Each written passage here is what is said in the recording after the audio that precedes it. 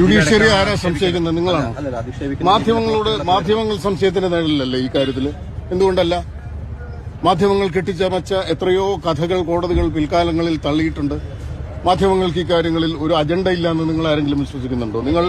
നിങ്ങൾ മാധ്യമങ്ങൾ മാത്രം പരിശുദ്ധരായ ആളുകളാണ്, നിങ്ങൾക്ക് ഒരു കേസിലും ഒരു അജണ്ടയും ഇല്ലാന്ന് നിങ്ങൾ പറഞ്ഞാൽ ഏതെങ്കിലും രാജ്യത്തെ ബുദ്ധിയുള്ള ജനങ്ങൾ വിശ്വസിക്കുമോ? മാധ്യമങ്ങൾക്ക് അജണ്ടയുണ്ട്. നിങ്ങൾ കെട്ടിപ്പോക്കുന്ന ഒരു കഥയുണ്ട്, അതിനെ സാധൂകരിക്കാൻ നിങ്ങൾ എന്തും ചെയ്യും, ഇല്ലേ? താങ്കൾ പറഞ്ഞതനുസരിച്ച് ഈ നടൻ ഈ ദിലീപിനെതിരായ ഗൂഢാലോചന, ഞാൻ എന്റെ അഭിപ്രായം ഞാൻ പറഞ്ഞില്ലേ? അല്ല, ഈ ദിലീപിനെതിരായ ഗൂഢാലോചനയിൽ നടിയും പങ്കെടുത്തു, അതിൽ പങ്കാളിയായി എന്നുള്ളതാണോ?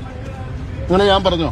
അങ്ങനെയാണോ മനസ്സിലായി? അങ്ങനെ ആരെങ്കിലും കണ്ടെത്തിയിട്ടുണ്ടോ? നിങ്ങൾ കണ്ടെത്തിയിട്ടുണ്ടോ നടി ഇതിന്റെ അകത്തൊരു ഗൂഢാലോചന നടത്തിയെന്ന് നിങ്ങൾ എന്നോട് ചോദിക്കാൻ എന്ത് അടിസ്ഥാനത്തിലാണ് നിങ്ങൾ എന്നോട് ചോദിക്കുന്നത്? നടി ദിലീപിനെ കുറിച്ച് കോടതി പറഞ്ഞിരിക്കുന്ന അയാൾ കുറ്റവാളിയല്ലെന്നല്ലേ? വലിയ ആക്ഷേപമാണ് പറയുന്നത്. ആർക്കാ ആക്ഷേപമുള്ളത്? സംഘടനകള് വലിയ പ്രതിഷേധവുമായി രംഗത്ത് വരുന്നു. ഏത് സംഘടനകളാ?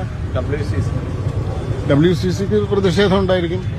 നമ്മൾ ഏത് കേസിലും അതിന്റെ ഒരു ഭാഗത്തുള്ള ആളുകൾ അവർക്ക് അനുകൂലമായൊരു വിധി പ്രതീക്ഷിക്കും, മറുഭാഗത്തുള്ളവർ അവർക്ക് അനുകൂലമായൊരു വിധി പ്രതീക്ഷിക്കും. അപ്പോൾ പ്രതീക്ഷിക്കാത്തത് കിട്ടാത്ത ആളുകളെ സംബന്ധിച്ചിടത്തോളം സ്വാഭാവികമായിട്ടും പരിഭവവും പ്രതിഷേധവും ആക്ഷേപമൊക്കെ ഉണ്ടായിന്ന് വരും.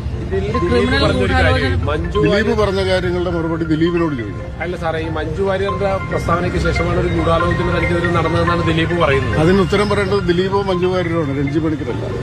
ഗൂഢാലോചന ഉണ്ടെന്നുള്ളതാണ് നടിയടക്കം പറയുന്നത്.